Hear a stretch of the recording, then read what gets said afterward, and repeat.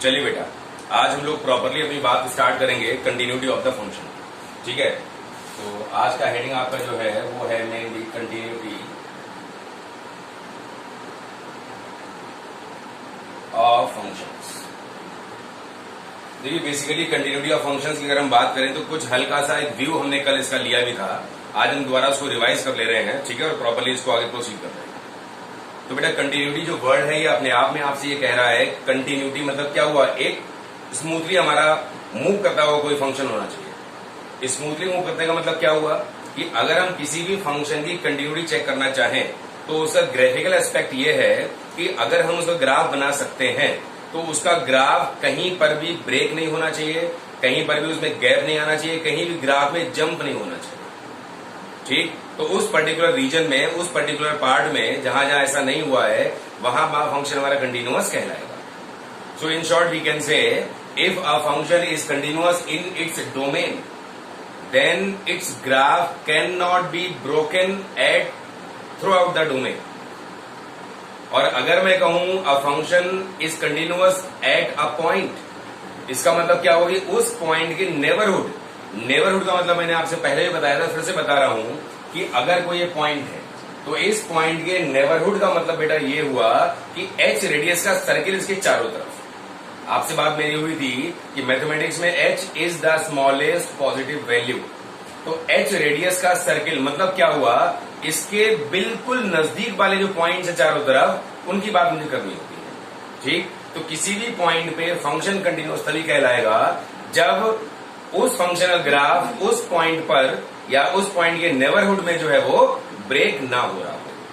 ठीक, ये बात रही हमारी ग्राफिकल पॉइंट ऑफ व्यू से।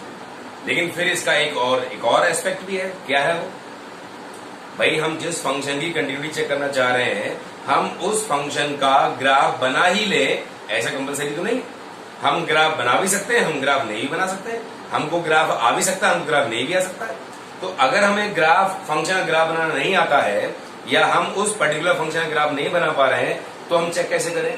तो इसके लिए हमारे पास एक थ्योरेटिकल मेथड होना कंपलसरी है। ठीक, तो एक मेथड हमारे पास ऐसा होना चाहिए जिस मेथड से हमारे पास फंक्शन चाहे जैसा हो हम उसकी कंटिन्यूटी चेक कर पाए। ठीक है, अब ध्यान दोगे यहाँ पे थोड़ा सा क्या होगा इसमें। A function f x is said to be continuous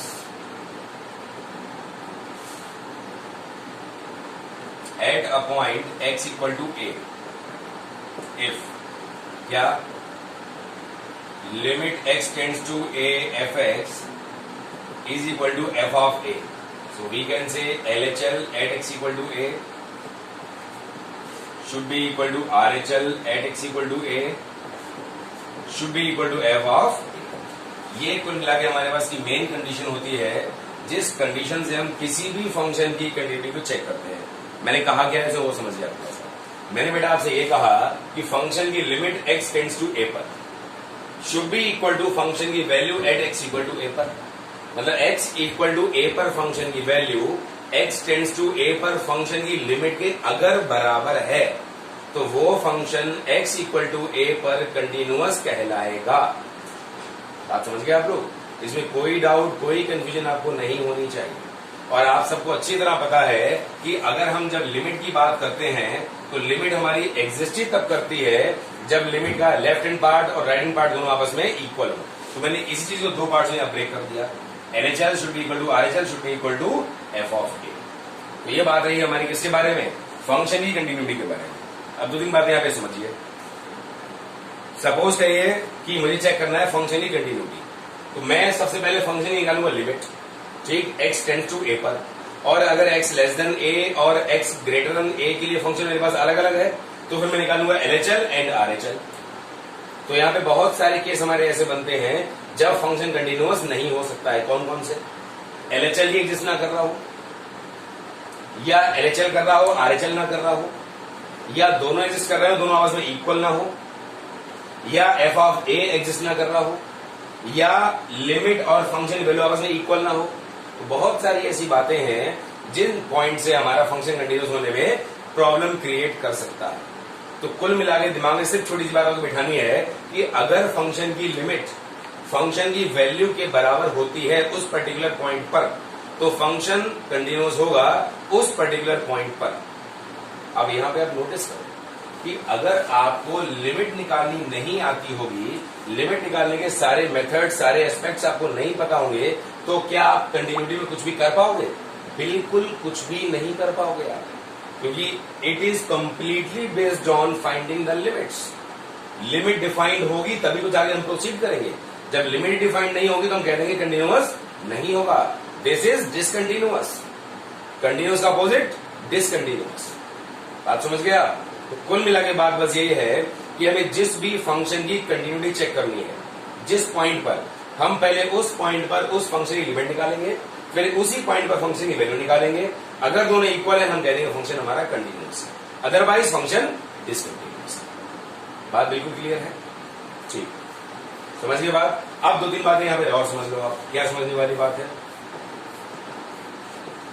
जैसे मैं कहूं आपसे, if F and G are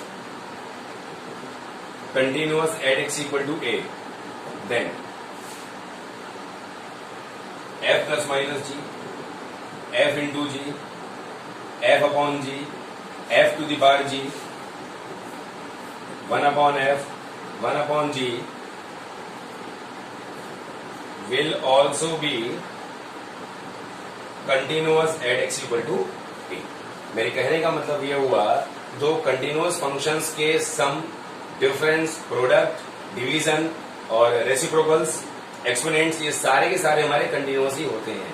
but याद है इस वाले केस में, इस वाले केस में और इस वाले केस में डिनोमिनेटर हमारा किसी भी हाल में उस पॉइंट पर जीरो नहीं होना चाहिए। जब भी हमारे पास डिनोमिनेटर वाला केस आता है तो हमको ये ध्यान रखना होता है कि अगर डिनोमिनेटर जीरो हो गया तो वो फॉर्मेट ही हमारा अनडिफाइंड हो जाएगा। तो बस याद ये रख लीजिएगा कि इस वाले केस में gx हमारा x इक्वल टू a पर जीरो नहीं होना चाहिए, इस वाले केस में fx हमारा x इक्वल टू a पर जीरो नहीं होना चाहिए, इस वाले केस में gx हमारा x इक्वल टू a पर जीरो नहीं होना चाहिए। तो ये हमेशा ही कंटिन्यूअस होते रहेंगे। ठीक है, चलिए कोई खास बात नहीं है, बस एक नया टॉपिक है आपके लिए, इसलिए आपको थोड़ा डिफरेंट लग सकता है। बहुत इजी है और बहुत इंटरेस्टिंग है। इंटरेस्टिंग सिर्फ तभी लग पाएगा आपको जब आपको लिमिट्स में कोई प्रॉब्लम ना हो।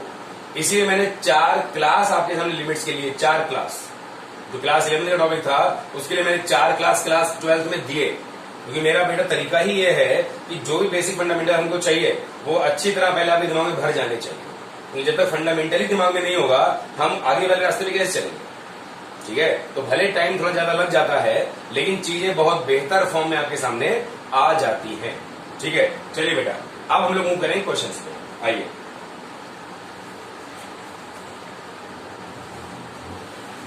चलिए बेटा पहला ही सवाल आपके सामने मैं लिख रहा हूं, थोड़े अच्छे सवाल है सारे ये। शो दैट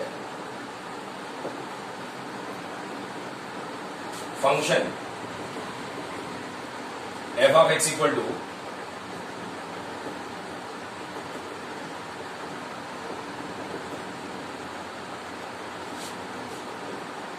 is continuous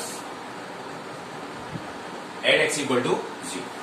ये फंक्शन हमारा x equal to 0 पर कंटिन्यूअस है, ये बात हमें यहां पर शो करके दिखानी है। ध्यान दीजिएगा थोड़ा सा, देखिए जब भी आपके सामने दिया हो x नॉट इक्वल टू 0 और x इक्वल टू 0, या 0 तो यहाँ पे एक वैल्यू है, x not equal to a की वैल्यू हो, एक x इक्वल टू a की वैल्यू, तो x इक्वल टू a वाली वैल्यू मुझे क्या देगी? हमेशा f ऑफ a देगी, और x not equal to a वाली वैल्यू मुझे क्या देगी? हमेशा ही मुझे लिमिट देगी। ये बिल्कुल याद रखिएगा। ठीक, अब ध्यान दो, यहां पे इन्होंने कहा आपसे x नॉट इक्वल टू 0, अगर x 0 के बराबर नहीं है दैट मीन्स या तो x हमारा 0 से बड़ा है या फिर x हमारा 0 से छोटा है। ठीक, मैं यहाँ पे LHL और RHL आपको दोनों ही निकाल के दिखा देता हूं। ठीक है, जब मैं दोनों ही निकाल के यहाँ पे दिखा दूंगा आपको तो आपका कंफ्यूजन काफी हद तक कम हो जाएगा। ध्यान दीजिएगा, तो मैं पहले बात कर रहा हूं यहाँ पे LHL के बारे में। ठीक है, क्या हो जाएगा? ये लिमिट x टेंड्स टू बेटा 0 नेगेटिव, और फंक्शन क्या रहेगा? x साइन 1/x, ये रहेगा मेरे पास फंक्शन। और आपको बहुत अच्छी तरह याद होगा जब लिमिट हमारी x tends to a negative होती है तो मैं x को a माइनस h से रिप्लेस करता हूं और h की लिमिट हमारी यहां पर 0 हो जाती है। ठीक, ये बात मैंने आपको अच्छी तरह बताई है। वही मैं यहां पर यूज करूंगा।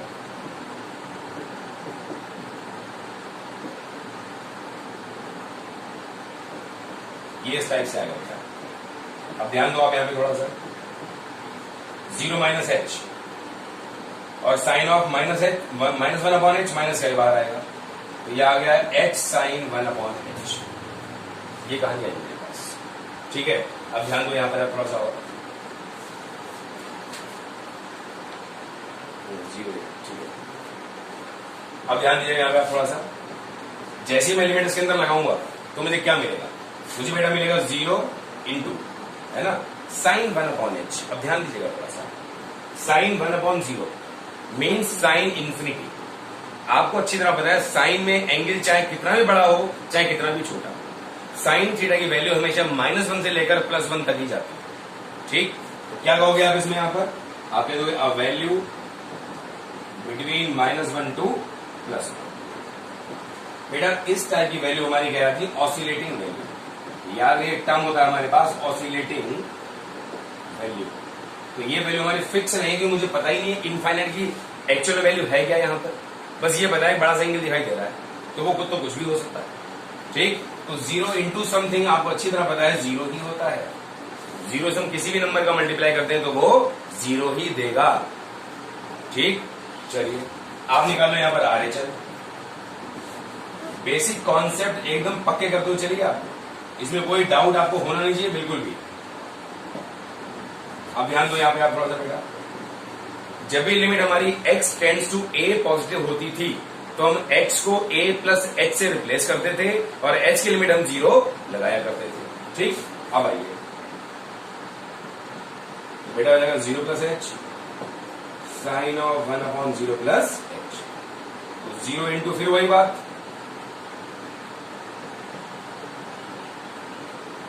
ठीक। तो बेटा ये भी क्या आ गया हमारे पास, 0 ही आ गया। तो यहां पे लिख लोगे आप क्या, यहां पे लिख लोगे आप LHL is equal to RHL, तो इंप्लाई करेगा limit x tends to 0 fx बराबर 0 एग्जिस्ट। वैल्यू क्या आ गई हमारी, 0 आ गई और ये एग्जिस्ट कर रही है। और आप देखोगे x इक्वल टू 0 पर फंक्शन की वैल्यू भी क्या है, ये 0 ही है। दैट मीन्स फंक्शन की लिमिट और फंक्शन की वैल्यू इक्वल है आपस में, इसलिए मैं कह दूंगा function is continuous at x equal to 0। तो आप लिख लोगे अभी clearly limit x tends to 0 fx बराबर f ऑफ 0 बराबर 0, तो इंप्लाई करेगा fx is continuous at x equal to 0। ये कहानी हमारी इस तरह से हो। तो इसके अंदर कोई भी डाउट आपको नहीं होना चाहिए, कोई भी कंफ्यूजन आपको नहीं होना चाहिए।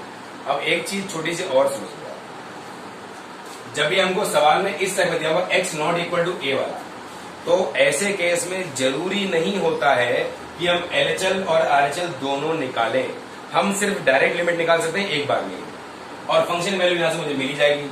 इक्वल आनी होगी या अनइक्वल आनी होगी वो मैं देख लूंगा बाद में जो भी आ रहा है। लेकिन हाँ, अगर यहां दिया था x ग्रेटर देन 0 के लिए अलग वैल्यू और x लेस देन 0 के लिए अलग वैल्यू, तो मैं LHL RHL निकालना हमारी मजबूरी हो जाती।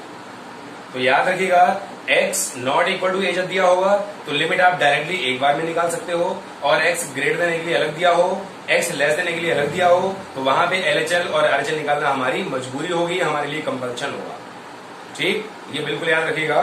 कहीं आगे मैं एक बार जब निकालूं तो आपको अरे सर वहां तो आपने 2 बार निकाला था, अब आप एक बार में निकाल रहे हैं, तो यार 2 बार मैंने इसलिए निकाल दिया, पहला सवाल था, बहुत सही तरीके से आपके सामने दिमाग में आना चाहिए। चलिए अगला सवाल बेटा,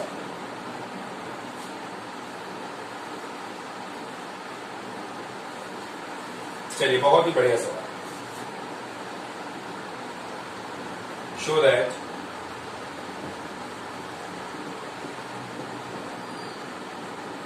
फंक्शन f(x) बराबर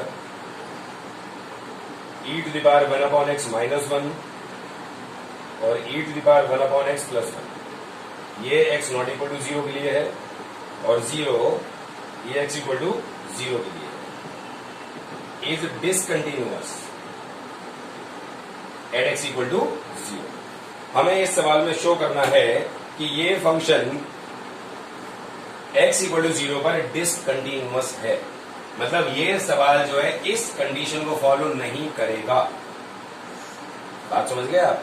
चलिए अब मैं क्या करूंगा, यहाँ पे लिमिट मैं इसकी एक बार में निकाल सकता हूँ, लेकिन बता दूं ये फंक्शन हमारा ऐसा है जिसकी लिमिट ही एग्जिस्ट नहीं करेगी। ठीक, ये सवाल आपने क्लास 11th में किया हुआ है, ये कोई नया सवाल नहीं है। मैं यहाँ पे LHR आरसी दोनों निकाल दिखाता हूँ फिर से आपको।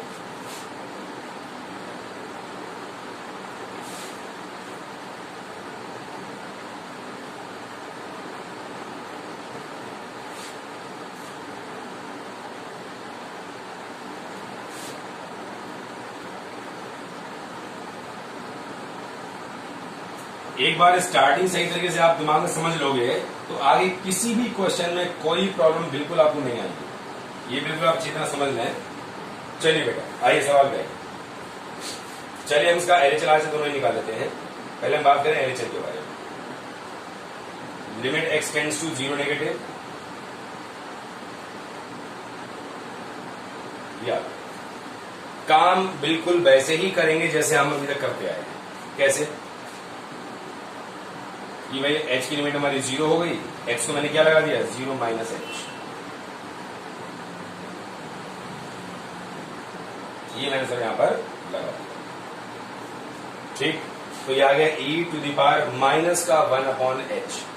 अब जो मैं कह रहा हूं इसको बहुत ही ध्यान से सुन लीजिएगा तो आपका बहुत फायदा हो सकता है इस चीज में। देखिए e to the power minus 1/h, h की वैल्यू क्या है हमारे पास 0 के बराबर, तो 1/0 कितना हो गया बेटा इन्फिनिटी, तो आ गया e टू द पावर कितना आ गया माइनस इन्फिनिटी। इसका मतलब बेटा हो गया 1 कितना e to the power infinity. और आपसे मैंने कहा था something to the power infinity के 3 केस बनते हैं। It depends on the value of base. अगर बेस हमारा 0 और 1 के बीच है तो something to the power infinity 0 हो जाता है, और बेस अगर 1 है तो something to the power infinity 1 ही रहता है, और बेस अगर 1 से बड़ा है तो something to the power infinity हमारा इन्फिनिटी हो जाता है। अब ई आप जानते हो लगभग 2.7 के आसपास होता है, so 2.7 to the power infinity becomes infinity. तो ये बेटा आ गया 1/इन्फिनिटी और समथिंग अपॉन इन्फिनिटी बिकम्स 0। तो ये वाली बात जो मैंने आपके सामने एक्सप्लेन की है इसको अच्छी तरह दिमाग में रखो कि भाई e to the power minus 1/h हमारा लिमिट लगाते ही 0 बन जाएगा, और जैसे ही ये 0 बनेगा 0 माइनस 1/0 प्लस 1 बिकम्स -1। ये कहानी हमारी इसमें बनी। अब इसमें कोई डाउट है, कोई कंफ्यूजन है तो आप बाद में कभी पूछ सकते हैं, अभी भी पूछ सकते हैं। ठीक, अब आ जाइए आप इसके आगे चलते हैं। ये लिखा मैंने बेटा e to the power 1/x minus 1 और e to the power 1/x plus 1। तो ये हो गया बेटा हमारे पास e to the power 1/0 plus h minus 1 और e to the power 1/0 plus h plus 1। बेटा ये आ गया e to the power 1/h, और e to the power 1/h हो जाएगा e to the power infinity, और e to the power infinity हो जाएगा इन्फिनिटी। तो ये मुझे बेटा मिल रहा है infinity minus 1 means infinity upon infinity plus 1 means infinity. That means this is infinity upon infinity. और जब भी हमको इन्फिनिटी अपॉन इन्फिनिटी मिलता है तो मैं इन्फिनिटी की मैक्सिमम पावर कॉमन निकाल लेता हूं। आप समझ गए? आपने जब लिमिट एंड इन्फिनिटी वाला सवाल किए थे तो वहां यही तो किया था आपने। जब भी हमको लिमिट लगाने पर इन्फिनिटी अपॉन इन्फिनिटी मिलता है तो हम वेरिएबल की मैक्सिमम पावर कॉमन निकाल लेते हैं। तो यहां पर बेटा e to the power 1/h ही खुद अपने आप में वेरिएबल कम कर रहा है। तो मैं क्या करूंगा यहां से e to the power 1/h common निकाल लूंगा। कितना आ जाएगा बेटा 1 माइनस, और कॉमन निकालने का मतलब होता है डिवाइड करना। तो यहां आ जाएगा 1/e to the power 1/h। So we can say it e to the power minus 1/h। क्योंकि बेटा e to the power minus 1/h तो हमारे फेवर की चीज है ना, इसकी वैल्यू हमने अभी निकाली 0 आई थी। ठीक, ये तो हमारे फेवर की चीज है, ये हमने कैंसिल कर दिया। हम जो चाहते थे वो हो गया 1 माइनस 0 अपॉन 1 प्लस 0 कितना आ गया 1 आ गया। तो हमको बहुत साफ साफ दिखाई दे रहा है कि यहां पर बेटा लेफ्ट हैंड लिमिट और राइट हैंड लिमिट ही आपस में इक्वल नहीं आए। दैट मीन्स यहां पर लिमिट ही एग्जिस्ट नहीं कर रही है। तो जब लिमिट एग्जिस्ट नहीं कर रही है तो कंटिन्यूटी के बारे में तो हम सोचेंगे ही नहीं बिल्कुल, तो कंटिन्यूस तो फिर ये नहीं है। ठीक, चलिए क्या लिखोगे यहां पर आप, here LHL not equal to RHL। तो इंप्लाई करेगा limit x tends to 0 fx does not exist, therefore fx is discontinuous at x equal to 0। बात बस वही है कि अगर प्रीवियस कॉन्सेप्ट्स दिमाग में अच्छी तरह बैठे हुए हैं, जिस काम के लिए मैंने 4 क्लास दिए आपको यहाँ पर, तो आपको इस टॉपिक में और उससे अगले वाले टॉपिक में कोई दिक्कत आने वाली है नहीं, बिल्कुल भी। ठीक है, चलिए बेटा और आगे बढ़ेंगे इसमें।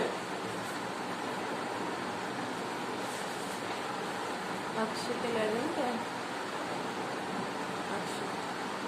अक्षित अंशित हो, अक्षित हो, समझ नहीं है।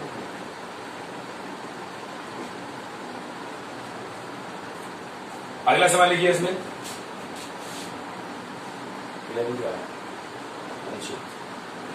शो दैट द फंक्शन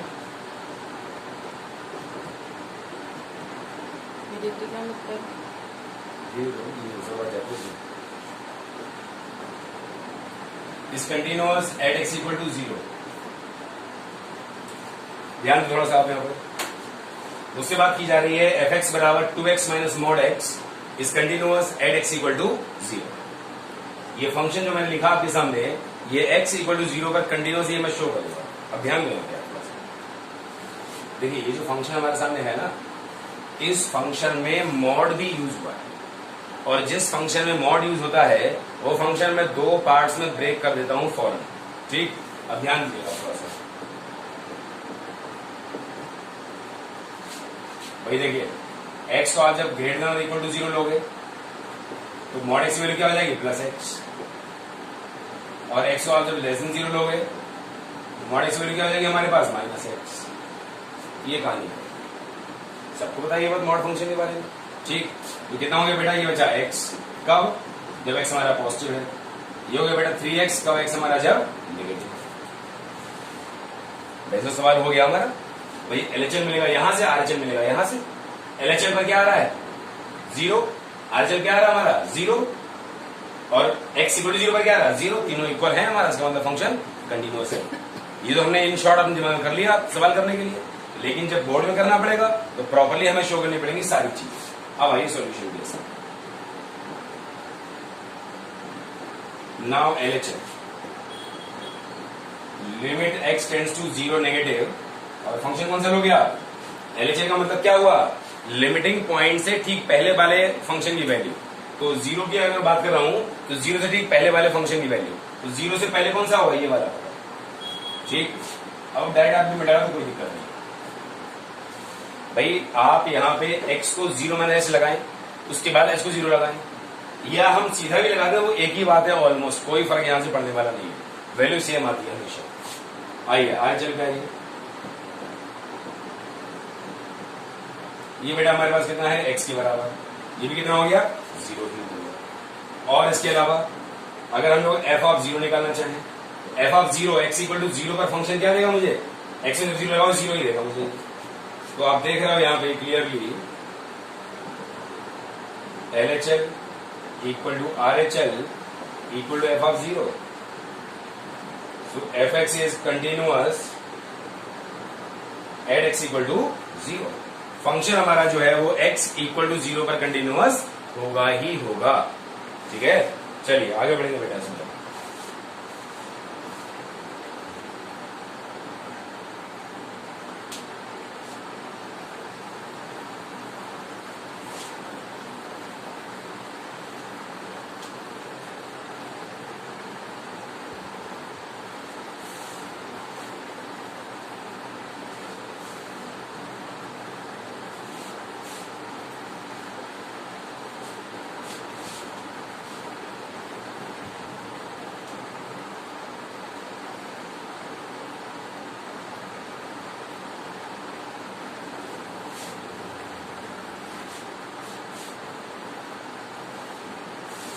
चलिए बेटा और आगे बढ़ेंगे उसमें। अगला क्वेश्चन लिखिए आप इसमें।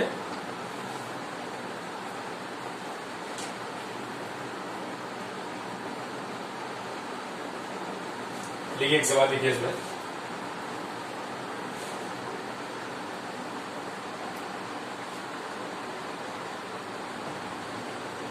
Find lambda if F x equal to X square minus 2x minus 3 upon X plus 1 X not equal to minus 1 and lambda X equal to minus 1 is continuous at X equal to minus 1। बहुत ही आसान सवाल, just single line question. क्या है इसमें? इन्होंने आपसे कह दिया कि अगर फंक्शन हमारा x इक्वल टू माइनस 1 पर कंटिन्यूअस है, ठीक, तो जो अननोन इसके अंदर है उसकी वैल्यू आप निकाल दो। भाई अगर फंक्शन कंटिन्यूअस है तो मतलब मुझे क्या दिया हुआ है? इन्होंने इनडायरेक्टली आपसे कह दिया है, क्या कह दिया इनडायरेक्टली आपसे इन्होंने? x tends to minus 1 f x equal to कितना एफ ऑफ माइनस 1। भाई अगर फंक्शन कंटिन्यूअस है इसका मतलब फंक्शन की लिमिट फंक्शन की वैल्यू के बराबर है, ऐसा ही आपसे कहना चाह रहे हैं, ठीक। तो हम अपने सवाल में क्या लेके चलेंगे? हम लेके चलेंगे it is given that limit of function is equal to value of function. बस वहां से इक्वेशन बनेगा, वहां से मैं निकाल दूंगा सर, ठीक। ध्यान दो आप यहाँ पे थोड़ा सा। अब यहाँ पे एलएचएस आर्चर नीड नहीं है मुझे, सिंपल मुझे लैम्डा निकालना है, कोई खास बात नहीं है इसमें, ठीक है। आप जैसी लिमिट इसमें लगाओगे तो मिल जाएगा 0.0। दैट मीन्स मैं लिमिट इसके अंदर अभी नहीं लगा सकता। अब मुझे लग रहा है कि मैं ऊपर वाले फंक्शन को फैक्टराइज कर सकता हूं, वो कर दीजिए आप इसमें। जैसे ही फैक्टराइज करोगे कितना चाहिए मुझे? माइनस का 1 चाहिए ना, तो माइनस 3 प्लस 1 कर दीजिए आप इसमें, x माइनस 3 और x प्लस 1। जैसे ही x प्लस 1 कटा हमारी प्रॉब्लम्स सॉल्व हो गई सर, क्योंकि x प्लस 1 टाइप का फैक्टर ही तो 0 बनाता था। मैंने कहा था लिमिट के सवाल में एक ही इंपॉर्टेंट चीज होती है कि अगर x टेंड्स टू a है तो x माइनस a टाइप का फैक्टर ही हमारा खत्म होना चाहिए, क्योंकि 0 होने वाला काम सिर्फ वही फैक्टर करता है, बाकी कोई प्रॉब्लम हमें कभी होती नहीं है उसमें। अब देख लो आप, लिमिट लगा दो, कोई दिक्कत ही नहीं। Minus 1 minus 3 minus 4 equal to lambda. Lambda कितना आ गया बेटा? माइनस 4 आ गया, दैट्स इट। बहुत ही बेसिक, बहुत ही आसान सी बात, बहुत ही सिंपल क्वेश्चन, ठीक है। आइए बेटा आगे बढ़ेंगे और इसमें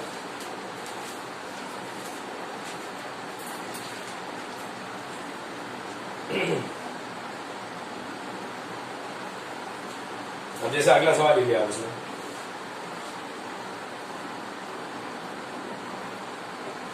find a function f x equal to log of 1 plus x minus का log of 1 minus b x upon x x not equal to 0 and k x equal to 0। A नहीं बल्कि के निकालेगा। If sorry is continuous and x equal to 0। बहुत आसान सी बात है, एकदम same type का सवाल। जैसे बेटा सारी कहानी, सारी इंपॉर्टेंस इसी बात की है कि आप लिमिट निकालते समय कोई गलती ना करें। लिमिट निकालने वाला काम आपको अच्छी तरह आना चाहिए। लिमिट निकालने के जितने जितने मेथड्स थे, जो जो टाइप की लिमिट थी, वो सब आपको पहले से पता होनी चाहिए। अगर वो चीज पता है तो आप कंटिन्यूटी के सवाल में कहीं भी परेशान नहीं होंगे बिल्कुल।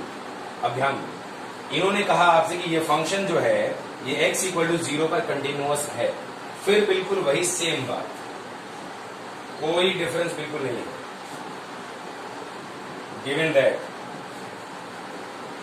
Limit x tends to 0 f x is equal to कितना? F of 0। ये हमको यहां पर दिया होगा। क्या करना है मुझे? अब मुझे सिर्फ लिमिट यहां पे निकाल देनी सही तरीके से, वहीं से मुझे आंसर मिल जाएगा।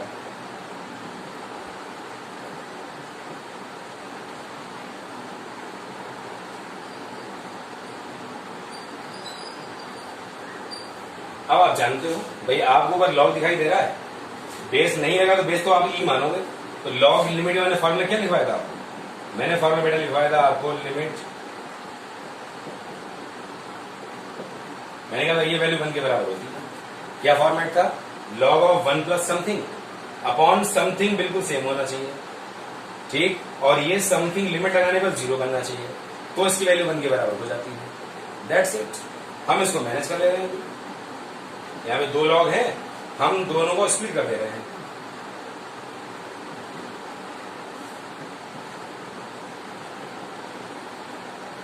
हमने क्या किया, मैं दोनों को अलग अलग कर दिया। अब यहाँ पर है log 1 प्लस ax, तो मुझे हर हाल में यहाँ पे ax चाहिए होगा, और a के मैंने यहाँ मल्टीप्लाई में लगा दिया। यहाँ पर है log 1 माइनस bx, तो मुझे हर हाल में यहाँ पर एक माइनस का bx चाहिए होगा, मैंने माइनस b लगा दिया, और माइनस b मैंने यहाँ पर अपने पास से मल्टीप्लाई कर दिया। क्या हुआ फायदा से, मुझे फायदा से ये हुआ कि फॉर्मेट हमारा बन गया, ये बन गया 1 और ये बन गया बेटा हमारा 1। ठीक, तो ये आ गया a माइनस माइनस प्लस, ये आ गया b, ये आ गया k। तो आप बिल्कुल साफ साफ देख रहे हो कि मुझे यहाँ पर k की जो वैल्यू है वो a प्लस b के बराबर मिल चुकी है।